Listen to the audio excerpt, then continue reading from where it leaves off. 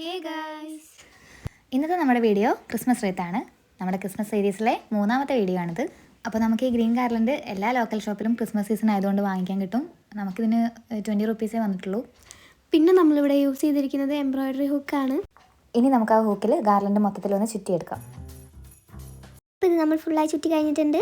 ഇനി നമുക്ക് ഈ ക്രിസ്മസ് ബെല്ല് ഇതിൽ ടൈ ചെയ്ത് കൊടുക്കാം.